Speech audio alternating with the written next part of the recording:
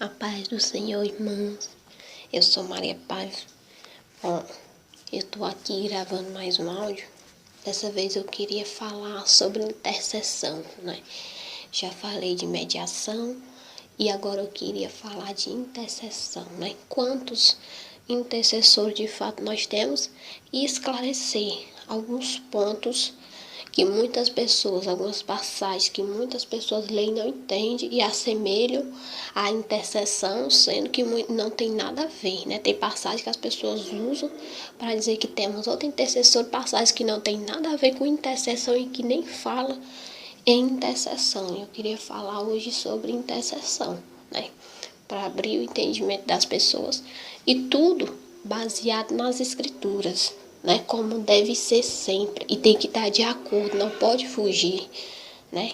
Porque assim fica fácil da pessoa ser enganada, né? Imagina, você lê ali uma passagem dizendo uma coisa, a pessoa lê a passagem e diz outra coisa, não bate com a passagem. Isso é próprio mesmo do diabo, porque ele não tem entendimento mesmo, né? O diabo, ele não tem entendimento. Ele pega a Bíblia, ele lê ali a passagem, ele fala coisas que não tem nada a ver com a passagem, porque ele não tem entendimento. Somente quem tem o Espírito Santo de Deus e busca sabedoria pode entender aquilo que o Espírito escreveu, né? Inspirou os homens para escrever. E aquele que não tem entendimento, né?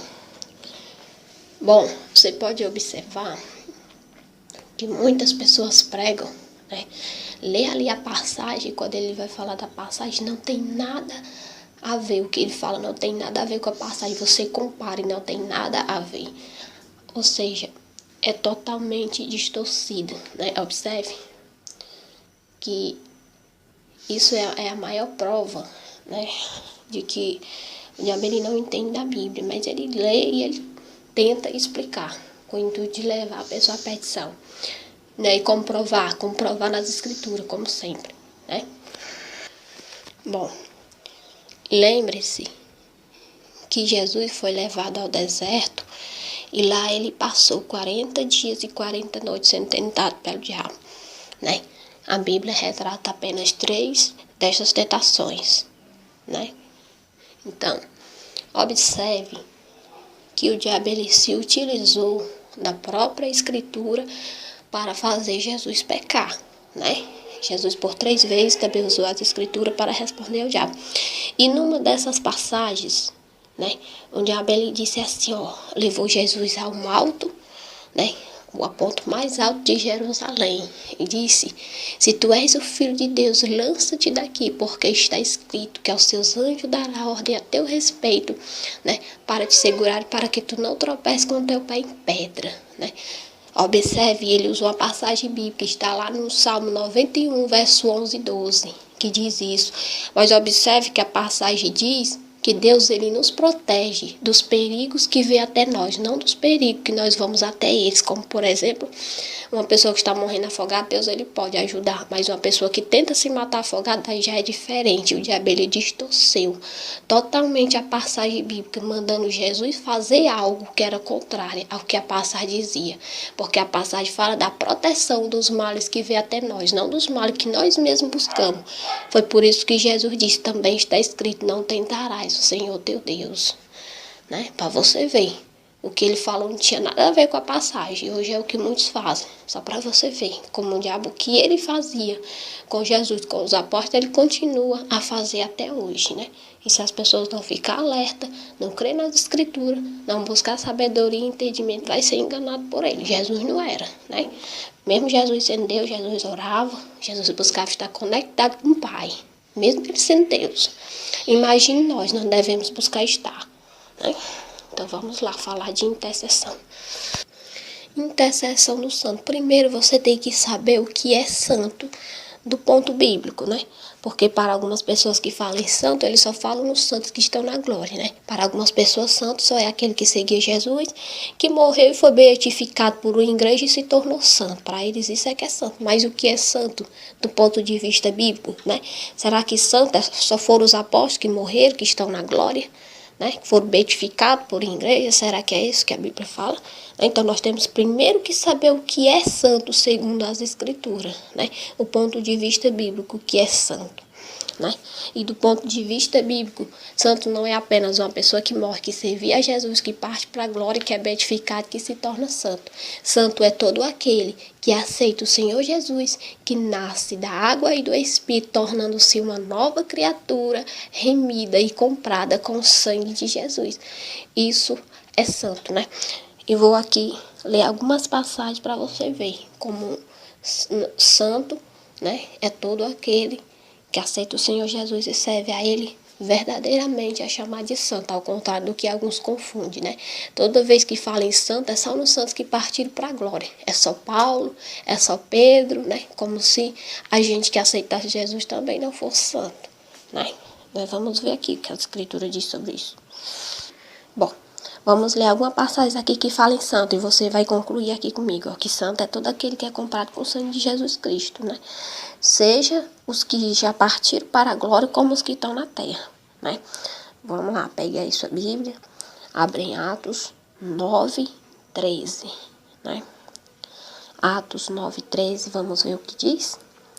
Diz assim: e respondeu Ananias: Senhor, de muitos ouvi acerca deste homem, quantos males tem feito aos teus santos em Jerusalém, né? Esta passagem fala a respeito da conversão de Saulo, quando o Senhor manda Ananias até Saulo para impor as mãos e orar sobre ele para o Espírito Santo descer. Ananias conhecia bem Saulo, então ele fala da perseguição que Saulo fazia aos cristãos. E observe que ele fala aqui, né? Quantos males tem feito aos teus santos em Jerusalém? Ele está falando tanto dos que foram perseguidos, que estavam vivos, quanto os que morreram, santos, né? Aqueles que são remidos, né? Paulo não se tornou santo só quando ele morreu e partiu para a glória, não. Paulo ele se tornou santo a partir do momento que ele aceitou o Senhor Jesus Cristo e se transformou em Paulo. Antes ele era Saulo, quando ele se transformou em Paulo, ele passou a ser santo, né? Quando ele morreu, ele já era santo muito antes. Vamos lá. Atos 9:32, ó. E aconteceu que, passando Pedro por toda parte, veio também aos santos que habitam em Lida, né? Veio aos santos, aos cristãos que habitam em Lida, né? Como você pode ver aqui, santos é citado várias vezes, principalmente no Novo Testamento e pelo próprio apóstolo Paulo mesmo, né? Que envia carta às igrejas. Observe que ele sauda, né, os santos da igreja de Filipe, os santos da igreja de Corinto. Será que esses santos todos estavam mortos? Será que Paulo estava enviando carta ao cemitério? Né? E desde quando que morto lê carta? Né? Para você ver como o santo é aqueles que se transformam em uma nova criatura, compradas com o sangue de Cristo. Ao contrário de que alguns dizem, né, dão a entender que santos só foram os apóstolos, só foram os profetas, né? É totalmente contrário ao que essa escritura diz. Estão descartando o Novo Testamento inteiro. Agora vamos para Atos 26:10, né? Paulo falando, ó. O que também fiz em Jerusalém, e havendo recebido o poder dos principais dos sacerdotes, encerrei muito dos santos nas prisões, né? E quando os matavam, eu dava o meu voto contra eles, né? Paulo estava falando da perseguição que ele fez aos cristãos, né? Da forma como ele prendia os santos, né? Como eu já falei, as pessoas que eram compradas com o sangue de Jesus Cristo, né? Você nunca vai ver a Bíblia chamando os saduceus, os fariseus, os escribas doutores da lei de santo. Por quê? Porque eles não foram comprados com o sangue de Cristo. Os que não creram em Jesus Cristo não podem ser chamados santos, né? Porque somente quem crê em Jesus Cristo se converte verdadeiramente, guarda-se da corrupção do mundo, este é santo. Veja o que Paulo fala aos Romanos em 15:25. Mas agora vou a Jerusalém para ministrar aos santos. Paulo estava dizendo que iria para Jerusalém para pregar para os santos. Será que Paulo ia pregar para os santos que haviam partido para a glória, que tinham morrido? Abraão, Isaac e Jacó? Ou será que ele iria pregar para os cristãos que estavam na igreja em Jerusalém? É só para você ver. Como muitos falam, querem pregar e não entendem nem aquilo que eles mesmos leem. Veja aqui, ó, em Romanos 16:15, Paulo saudando o santo das igrejas, ó. Saudai a Filólogo, e a Júlia, e a Nereu, e a sua irmã, e a Olipas, e a todos os santos que com eles estão. Romanos 16:15, todos os santos que com eles estão. E Paulo estava saudando os santos da igreja de Romanos, como você pode ver, como eu já expliquei. né? Então, a maior prova de que santo é aquele que é comprado, que não é só os que partiram para a glória, que você vai ver que em todas as cartas que Paulo escreve, ele sauda os santos das igrejas. Que santos são eles? São os santos que morreram e fizeram parte dela? Não, são os cristãos, né? Será que Paulo só está escrevendo carta para os cristãos que morreram, que viviam na igreja de Roma, na igreja de Jerusalém, na igreja de Filipe, enfim, né? Como você pode ver, não faz sentido nenhum.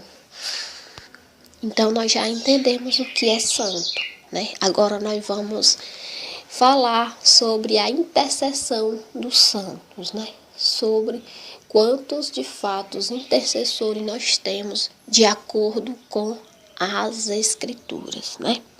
Bom, dizem que temos vários intercessores, né? Mas o que diz a Escritura sobre isso? Quantos intercessores realmente temos? Bom, as Escrituras só citam 2 intercessores que intercedem por nós diante de Deus, né? Que é Jesus e o Espírito Santo, isto é, o próprio Deus é quem intercede por nós, né? Ao contrário de que muito diz que são vários intercessores, né?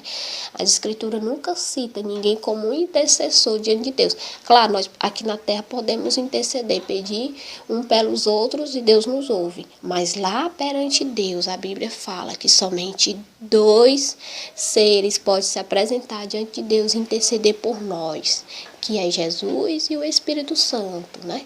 Somente eles, outros nenhum tem essa autoridade e permissão. E é sobre isso que nós vamos falar agora e mostrar nas Escrituras, como sempre. Bom, vamos começar aqui com as intercessões de Jesus. Depois nós partimos para a intercessão do Espírito Santo, né? Porque somente esses 2 a Bíblia cita como intercessor, não existe outro.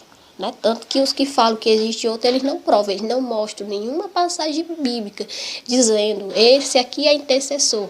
Como eu vou fazer aqui, mostrando as Escrituras, dizendo que Jesus é intercessor, que o Espírito Santo é intercessor. Eles não usam passagens como essas para provar. Eles pegam uma passagem que não tem nada a ver com intercessão e tentam se justificar, como você também vai ver aqui mais na frente. Só para você ver, para você meditar e ver o quanto, né, as pessoas que não têm entendimento vê um mosquito na Bíblia e diz que é um camelo. Vamos começar por Romanos 8:33, né? Abra sua Bíblia em Romanos 8:33, diz assim, o apóstolo Paulo aos Romanos, ó. Quem tentará acusações contra os escolhidos de Deus, é Deus quem os justifica, né? Romanos 8:33. Observe Paulo dizer aos romanos que quem os justifica, né? É Deus, é o próprio Deus que nos justifica, né? Que justifica nós, santos, comprados com o sangue de Jesus. Né? Em nenhum momento ele diz nessa passagem que é o servo que nos justifica, que é o mesmo que interceder, mas ele diz que é Deus que nos justifica, né? Então, como podem dizer que nós somos justificados, né, pelos céus, por outras pessoas, pelos santos que partiram para a glória, quando o apóstolo Paulo diz que quem nos justifica é o próprio Deus? Vamos para Romanos 8:34, no versículo seguinte, vamos ver o que diz, ó. Diz Paulo aos romanos, quem os condenará? Pois é Cristo quem morreu, ou antes, quem ressuscitou dentre os mortos, o qual está à direita de Deus e também intercede por nós. Romanos 8:34, observe ele dizer, Jesus Cristo intercede por nós. Agora, cadê as passagens provando que outros intercedem? Como eu estou lhe mostrando aqui. Ó, quem os condenará? Pois é Cristo quem morreu, ou antes, quem ressuscitou dentre os mortos, qual está à direita de Deus, e também intercede por nós. 8:34. Fala que também intercede por nós, porque são 2 intercessões. Né? Ele está levando em conta a intercessão do Espírito Santo, como nós vamos ver, são 2 intercessões. Vou falar também porque que é necessário essas 2 intercessões. Né? Então tá aí. Romanos 8:34 diz que Jesus Cristo é quem intercede por nós.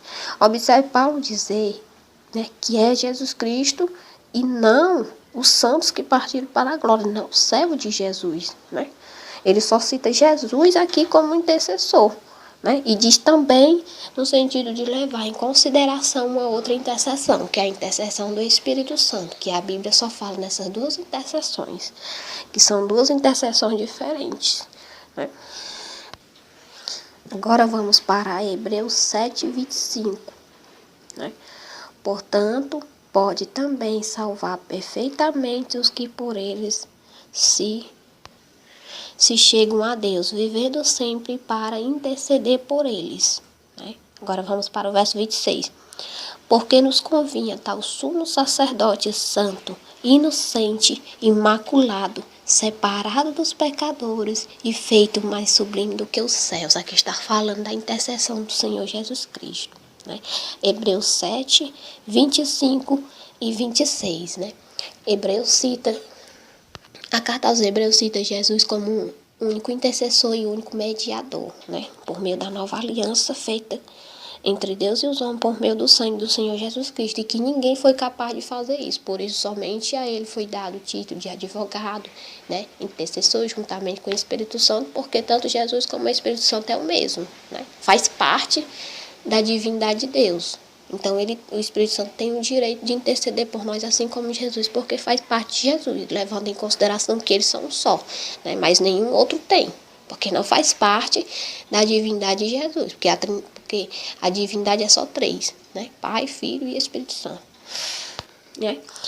Observe o autor dizer que Jesus é quem intercede por nós o tempo todo, né? Quando ele diz, vivendo sempre para interceder por eles, Jesus é quem intercede por nós o tempo todo, né? Porque somente ele foi o sumo sacerdote único, santo, inocente, imaculado, separado dos pecadores e feito mais sublime, né? Conforme está no verso 26, né? Por que Jesus foi feito mais sublime, né?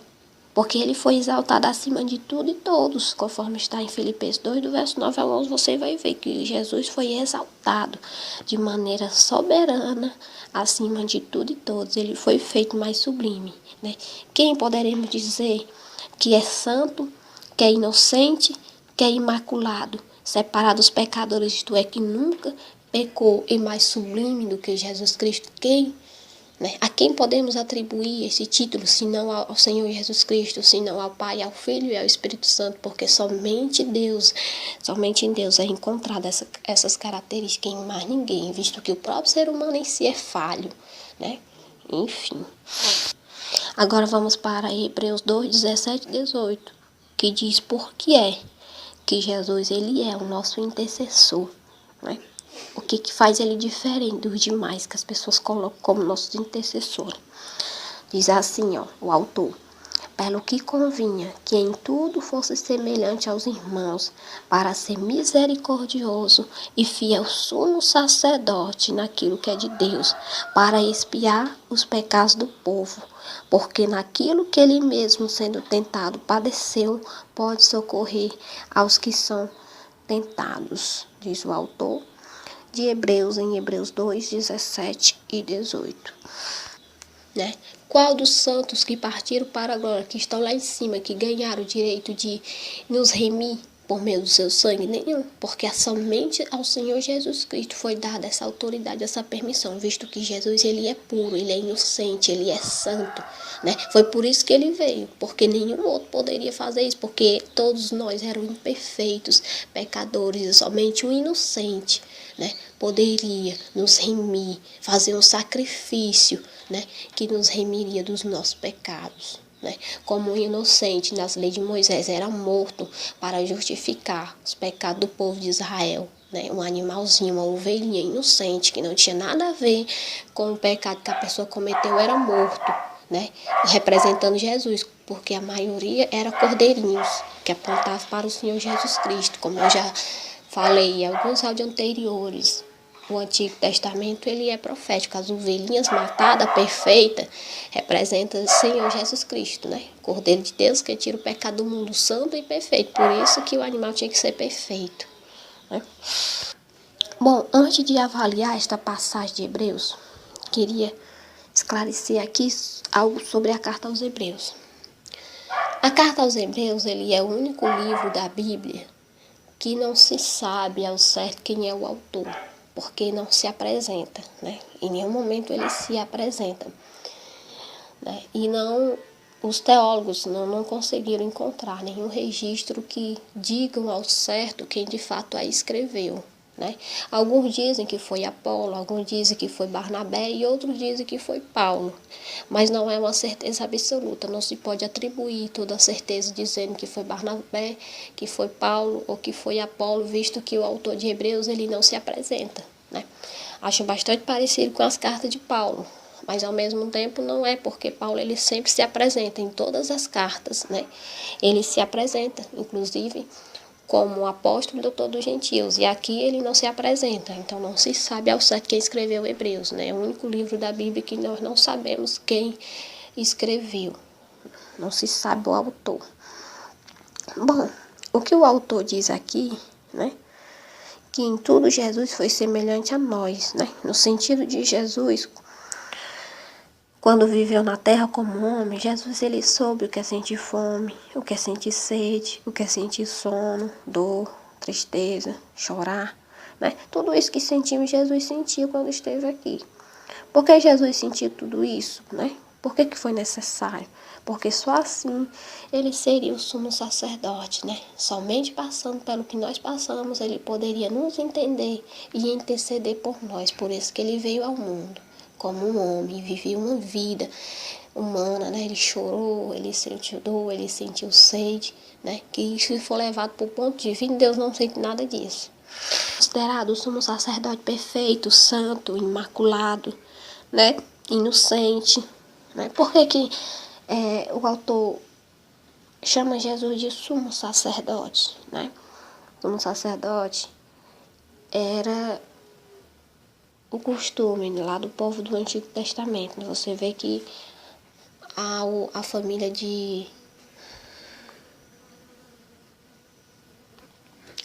de Arão foi dado o sumo sacerdote, foi dado, né, o cargo de sacerdote, né? O sacerdote, ele entrava apenas uma vez no Santo do Santo para fazer expiação pelos pecados do povo, né? Jesus, ele é considerado o sumo sacerdote, porque ele fez um sacrifício único, perfeito e suficiente, sendo feito uma só vez e por toda a vida, representando o sumo sacerdote que entra no Santo do Santo de ano em ano, né? Ao contrário do sumo sacerdote que entra de ano em ano, Jesus entrou no Santo dos Santos só uma vez e fez o sacrifício que nos remiu e que foi perfeito e suficiente, ou seja, ele não se repete.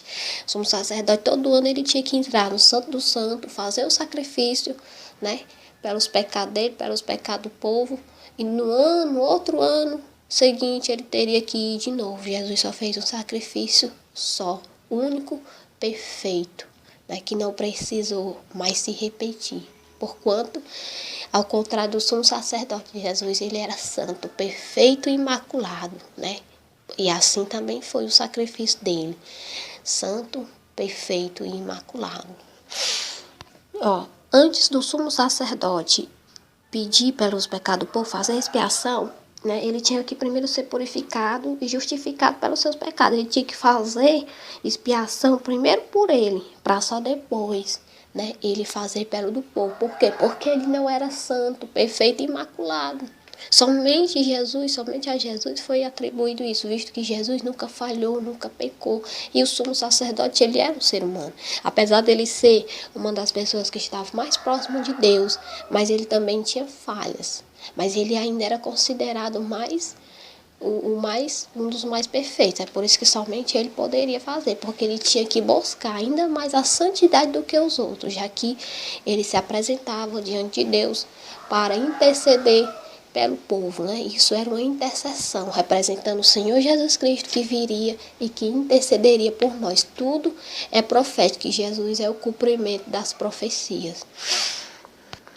Agora vamos falar da intercessão do Espírito Santo. Romanos 8, 26 diz assim, o apóstolo Paulo aos Romanos: e da mesma maneira também o Espírito ajuda as nossas fraquezas, porque não sabemos o que havemos de pedir como convém, mas o mesmo Espírito intercede por nós. Observe ele dizer, intercede, eu estou lhe provando que o Espírito Santo ele intercede, né? Coisa que as outras pessoas que dizem que outros intercedem não provam. Intercede por nós com gemidos inexprimíveis. Você está vendo a passagem dizer que o Espírito Santo intercede, está dizendo que ele é intercessor. Romanos 8:26, né? Observe Paulo dizer que ao orar nós não sabemos como pedir da maneira correta a Deus, né?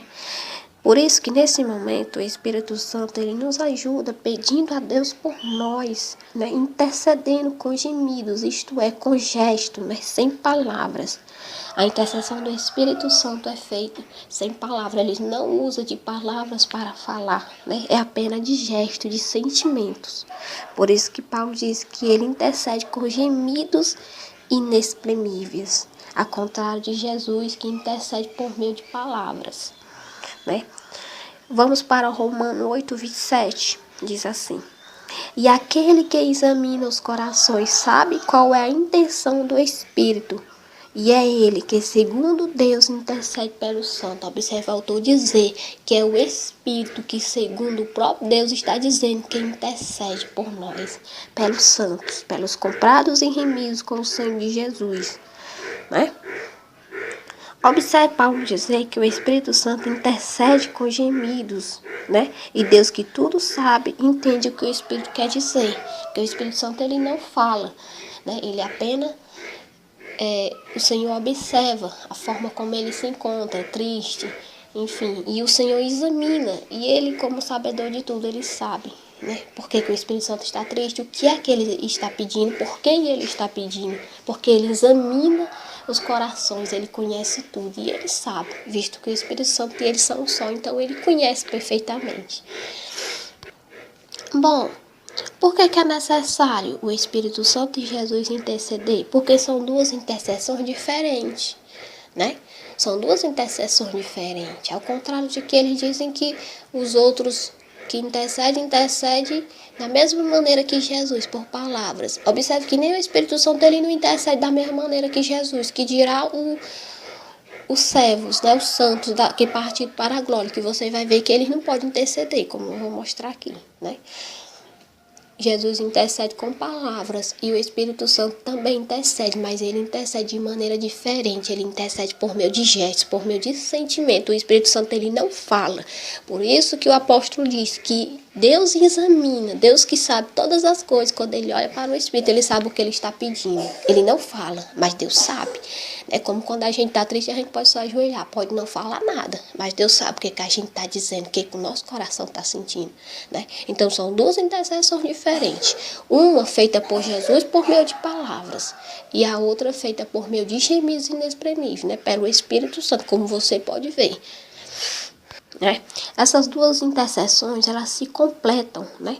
Tornando-se única e suficiente, porque ambas é o próprio Deus que intercede por nós, e a intercessão de Deus ela é única e suficiente, como Ele mesmo é, né? Então, já está perfeita, a intercessão ela está perfeita, ela parte de Jesus e do Espírito Santo, e as duas intercessões elas se tornam perfeita, única, ou seja, não precisa de outro, né? Perfeito, porque eles são perfeitos, e único porque não precisa de outros intercessores, porque eles já exercem essa função. Então, se Jesus Cristo e o Espírito Santo já intercedem por nós e é uma intercessão perfeita e suficiente, como você pode ver, não há necessidade de outra intercessão, né? Visto que a de Jesus e do Espírito Santo já é o suficiente e se completam entre si, né?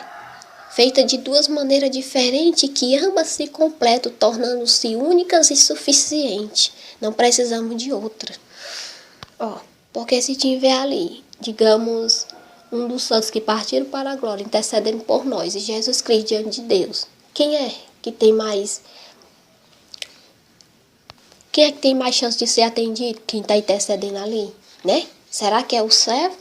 Ou será que é o Senhor Jesus Cristo? Como você pode ver, a intercessão do servo não é nada diante do Senhor Jesus Cristo, porque ele manda e desmanda no céu. Ele não é servo, ele é Senhor, né? E nós sabemos que Jesus faz parte da divindade do Deus de Israel, né? Então, assim como o Pai ele manda no céu, Jesus também manda. Ao contrário do servo, ele não manda em nada. Eles têm que obedecer. Agora, o que você tem que entender é o que os santos da glória ele não tem permissão para interceder por nós, né? Porque essa permissão não lhe foi dada. né? Porque o próprio Deus, ele já exerce essa função e ele desempenha um papel que somente ele pode fazer de maneira única, perfeita e suficiente, não necessitando de mais ninguém se apresentar diante de Deus e pedir por nós. Por quê? Porque Jesus e o Espírito Santo já exercem essa função e ela não pode ser mais dada a ninguém, né? Porque o que é a intercessão dos santos, dos servos, diante da intercessão de Jesus e do Espírito Santo, que é o próprio Deus, né? Se a intercessão dele não é o suficiente, que dirá do servo irão ser. Olha, eu vou ler a passagem para você, que se encontra em Apocalipse, no capítulo 6, do verso 9 ao 11, que você vai ver aqui que os santos que estão lá, que ele diz que intercede por nós, eles não têm autoridade nenhuma, nem permissão para interceder nem por ele mesmo, que dirá por nós, né? Vamos ler aqui, Apocalipse 6, do verso 9 ao 11, diz assim, ó.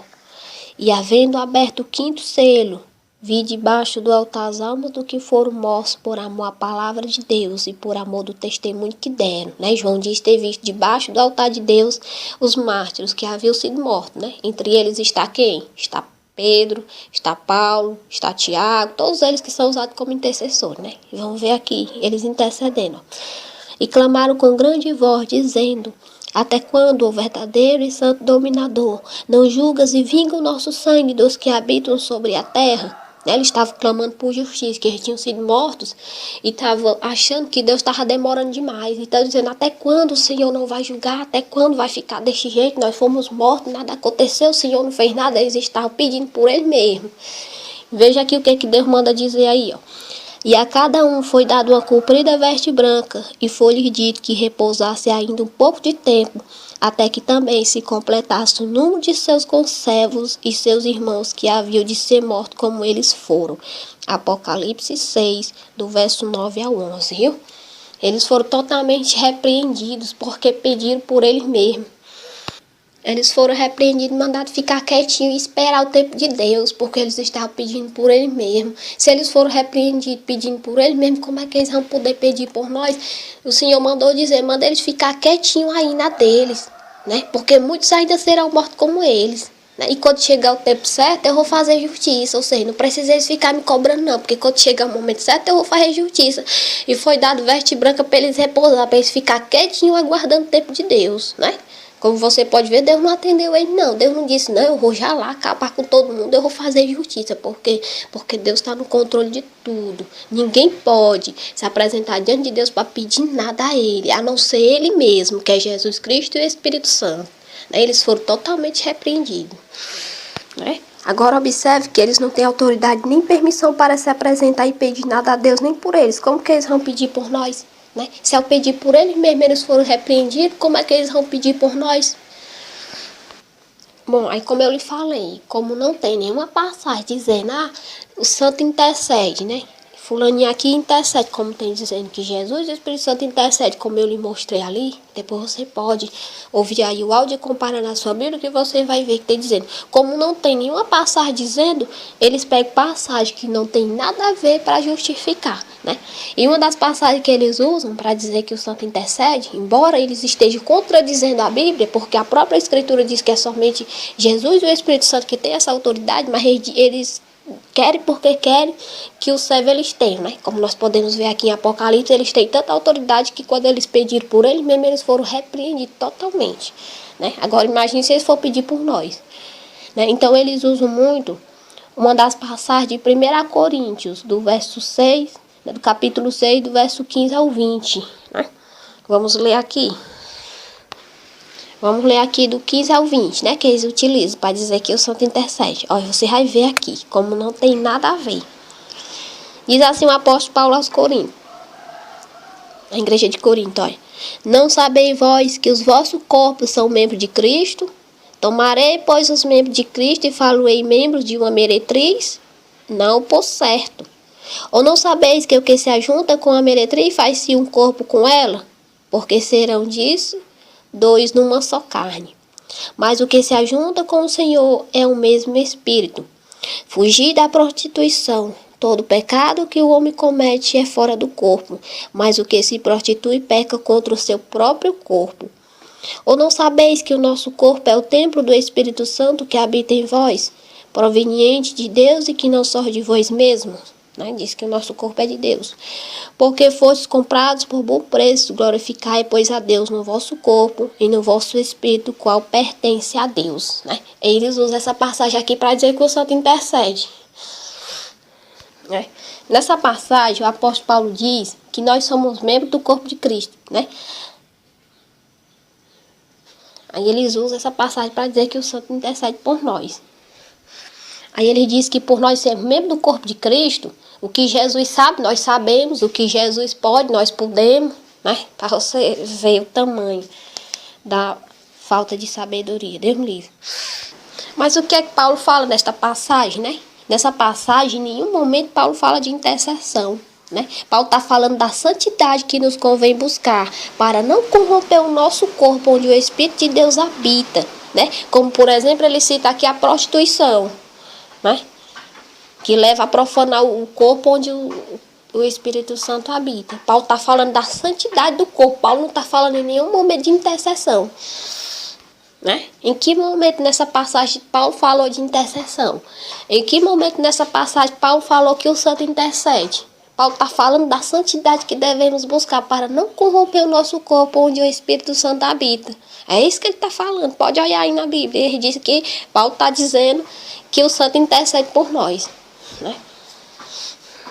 Né? Paulo também cita em suas cartas Jesus como cabeça, né, da igreja, o cabeça do corpo e nós os membros do corpo. Né? Aí eles usam isso para dizer que por nós está interligado com Jesus. Tudo que Jesus sabe nós sabemos, tudo que Jesus pode nós podemos, porque nós estamos interligados com Jesus.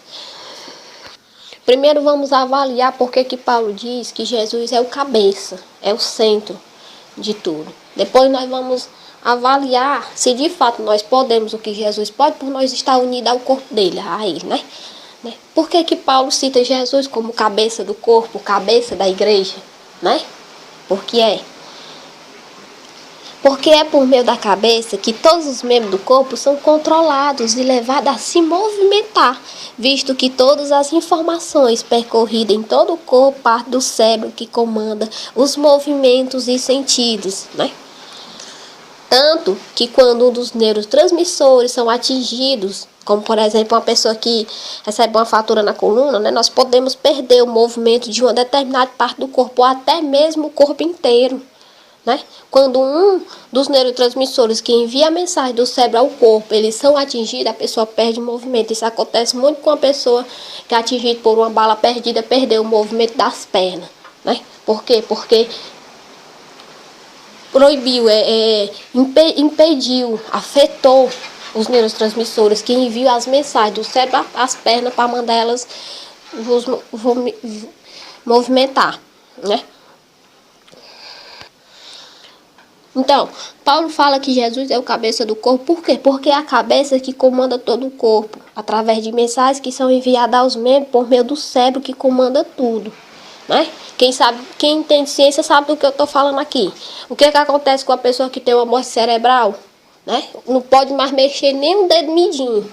Por quê? Porque o cérebro que está na cabeça é quem comanda tudo. Né? Por isso que Paulo diz que Jesus é o cabeça. Né? Por quê? Porque assim como sem o cérebro, sem a cabeça, o corpo não pode fazer nada, assim a igreja sem Jesus, ela também não pode nada. Né? Assim como sem o cérebro, sem a cabeça, o corpo não tem movimento, o corpo não faz nada, assim a igreja sem Jesus não se movimenta, não faz nada. É por isso que Paulo cita o Senhor Jesus Cristo como cabeça, o centro de tudo, o que leva a igreja a se movimentar, o que leva a igreja a ser o que ela é. E sem ele, nada ela pode fazer, porque o Senhor mesmo disse, se vós não estiverdes em mim, vós não pode fazer nada. Então ele diz aí, porque nós fazemos parte do corpo de Cristo, o santo ele não pode estar em todos os lugares, não são oniscientes, eles não sabem tudo, mas como Jesus sabe, eles também sabem, né? Agora é preciso levar em consideração, né, que todos nós que servimos a Jesus verdadeiramente, nós fazemos parte desse mesmo corpo, né? E não apenas o santo que parte para a glória, como eles dão a entender. né? Portanto, se lá em cima eles sabem o que se passa, porque eles estão interligados no corpo de Cristo, como eles dizem, então nós também deveríamos saber, né? Se os santos que estão interligados ao corpo de Cristo, tudo que Jesus pensa, eles estão sabendo, então nós também deveríamos saber o que Jesus está pensando, porque nós fazemos parte desse mesmo corpo, né? Não é só os santos que estão lá em cima que faz parte do corpo de Cristo, porque Paulo, ao descrever, né, que nós fazemos parte do membro do corpo de Cristo, nós somos mesmo, Paulo estava descrevendo a ele mesmo, e Paulo não tinha morrido ainda, Paulo estava vivo, né? Como você pode ver, não tem fundamento nenhum. Aí ele diz, os santos estão interligados, né? Os santos podem, né? Podem ouvir o que nós estamos dizendo aqui. Então nós deveríamos poder ouvir o que eles estão dizendo lá, porque nós fazemos parte do mesmo corpo, né? Assim como os santos que estão lá fazem parte do corpo de Cristo, nós também que estamos aqui fazemos parte. E assim como eles ouvem lá o que nós dizemos aqui, nós deveríamos ouvir o que ele diz lá. Afinal de contas, nós somos membros do mesmo corpo. Aí, será que por estar interligado ao Senhor Jesus Cristo, Jesus é onipotente? Será que nós também vamos ser onipotentes? Porque Jesus pode tudo e nós fazemos parte do corpo de Jesus, nós vamos poder tudo também, como ele diz, a quem dera. Você se considera membro do corpo de Cristo? Considera, né? Cristo é onipotente, você é onipotente. Cristo tudo pode, você pode tudo? Não, claro que não, então... Mas nós fazemos parte do corpo, mas isso não quer dizer que tudo que Jesus possa, nós possamos, né? Afinal de contas, Jesus é Deus. Será que por nós ser parte do membro do corpo dele, nós vamos ser Deus também? Claro que não. Nós temos que saber onde é o nosso lugar, porque não é o braço, não é a perna que comanda o corpo. Quem comanda o corpo é a cabeça, é o cérebro, né? Então Jesus é quem comanda tudo. Ele diz e a gente obedece. O cérebro comanda o corpo e o corpo obedece. Não ao contrário, como eles querem dizer aí. Né? Por estarmos interligados ao corpo de Cristo e saber tudo, será que nós sabemos quando é que Jesus vai voltar? Né? O Pai sabe, Jesus ele também sabe. Que quando ele estava falando que não sabe, ele estava falando como homem. Assim como o homem ele sentia fome, ele sentia sede, né? E como Deus ele não sentia, da mesma forma como o homem eles que não sabia, mas como Deus ele sabe, porque afinal de contas Jesus é Deus, né? Então ele sabe. Ele estava se colocando na posição de homem, que como homem, de fato, nós não sabemos nada mesmo. Né? Mas na posição dele de Deus, ele sabia tudo. Então, por estar interligado ao corpo de Cristo, nós sabemos quando é que Jesus vai voltar? Não, né? Mas nós deveríamos saber, já que ele disse que nós sabemos de tudo, por estar interligado ao corpo de Cristo, nós podemos tudo, então nós deveríamos saber quando Jesus vai voltar, porque Jesus sabe. Né? Então, tá aí.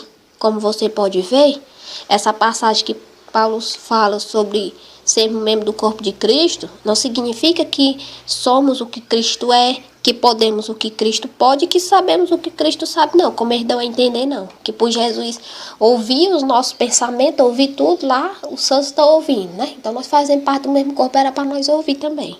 Pelo visto, esquecer essa parte, né? Paulo diz que assim como a cabeça comanda todos, né? Comanda todos os membros do corpo, assim Jesus comanda tudo na igreja, né? E que assim como sem a cabeça o corpo nada pode, sem Jesus a igreja também nada pode. É disso que Paulo está falando, né?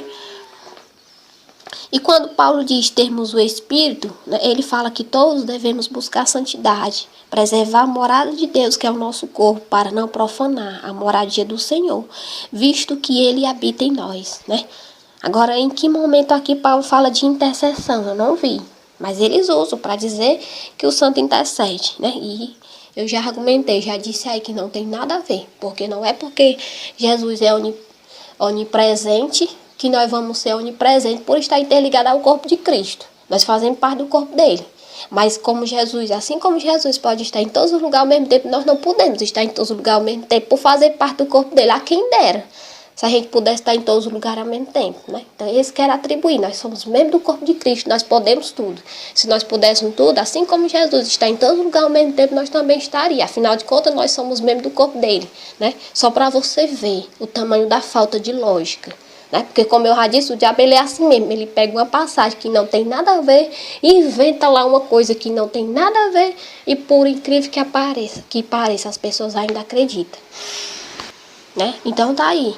Concluindo aqui sobre intercessão, de acordo com as Escrituras, nós só temos 2 intercessores, que é Jesus e o Espírito Santo. Jesus intercede com palavras e o Espírito Santo com gemidos inexprimíveis, isto é, com gestos e sentimentos. O Espírito Santo ele não fala, né? Deus, no entanto, Deus é quem intercede por nós, né? Pois tanto Jesus como o Espírito Santo são Deus, né? E Deus só ouve a Ele. Por quê? Porque só Deus só ouve o Espírito Santo e Jesus? Porque ouve a Ele mesmo. Como eu já falei, eles três mandam e desmandam no céu, né? O Deus Pai, Ele ouve o que o Espírito diz, Ele ouve o que Jesus Cristo diz. Ao contrário do servo, né? É preciso uma intercessão. E uma intercessão feita pelo próprio Deus, porque somente a Ele foi dada essa autoridade. Por quê? Porque ninguém pode se apresentar diante do Deus Pai para pedir por nós, a não ser aquele a quem Deus Pai deu autoridade. E de acordo com as Escrituras, o Deus Pai deu essa autoridade somente a Ele mesmo, que é o Senhor Jesus Cristo e o Espírito Santo. Somente eles podem se apresentar diante dele, e Ele respeita, porque é Ele mesmo. Ele ouvir Jesus e o Espírito Santo é ouvir a Ele mesmo. Já não podemos dizer o mesmo do servo, porque o servo não faz parte da divindade de Deus, ele não tem nada a ver. Pelo contrário, assim como o Deus Pai é Senhor e Deus, o Espírito Santo e Jesus é Senhor e Deus. Já não podemos dizer o mesmo do servo e dos anjos, eles todos são servos, né? O Espírito, o Deus Pai e Jesus manda e eles obedecem. Então, somente eles estão no controle de tudo e somente eles podem interceder por nós, né? Como você pode ver aí, é mais um evangelho que não tem nada a ver com o evangelho de Jesus Cristo e que desmente as próprias escrituras, né? Porque o apóstolo Paulo foi quem escreveu metade do Novo Testamento, né? Foi ele. E é ele mesmo quem diz aqui quem intercede por nós. É ele quem diz que intercede por nós também, juntamente com o autor de Hebreus. Ele deixa bem claro que é o Espírito Santo e Jesus Cristo. Em nenhum momento ele cita outro. E não existe nenhuma outra passagem dizendo que outro intercede. Como tem dizendo aqui, Jesus Cristo é intercessor, Espírito Santo é intercessor, não tem nenhuma. Porque as passagens que eles usam para provar isso, é essas passagens aqui que eu mostrei, né? Como Paulo fala aqui dos membros do corpo, de buscar a santidade, eles usam para provar que os santos são intercessores, quando na verdade Paulo nem está falando de intercessão. E que o que Paulo fala aqui não tem nada a ver com intercessão, né? Então tá aí, só para ver, é como eu já falei, tem que estar de acordo. Se não tiver de acordo, descarta, porque se você for confiar tudo aquilo que diz que não, mas não está de acordo, mas nem tudo está na Bíblia, eu já falei, é isso mesmo que o diabo diz, nem tudo está na Bíblia, mas a vida de Jesus Cristo toda não está na Bíblia, não está, claro. Iriam colocar até o choro, quando Jesus chorasse, quando bebê, iriam colocar na Bíblia? Não. Mas o que foi colocado sobre a vida de Jesus Cristo aqui foi o suficiente, né? A Bíblia fala de algum cego que Jesus curou, não quer dizer que ele tenha curado só 3 ou 4.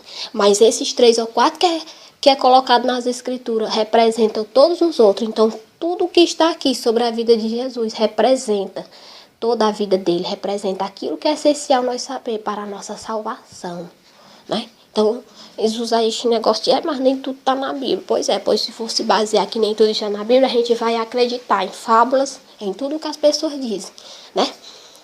Como as pessoas aí que inventam aí, né? Muitas heresias aí e que as pessoas acabam acreditando. Por quê? Porque não creem no que as Escrituras dizem. Porque vai além dela, né? Aí fica fácil. Observe que nós seguimos ela. E qual é, né?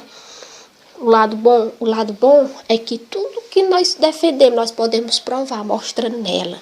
Nós podemos provar, chegar para qualquer pessoa e mostrar na Bíblia dele mesmo aquilo que nós acreditamos escrito nela. Já ele não pode fazer o mesmo, né? Quantas vezes nós não chega para a pessoa e pergunta, o que eles vão dizer? Mas nem tudo está na Bíblia. Mas a gente mostra o que a gente acredita nas Escrituras, como eu estou mostrando aqui.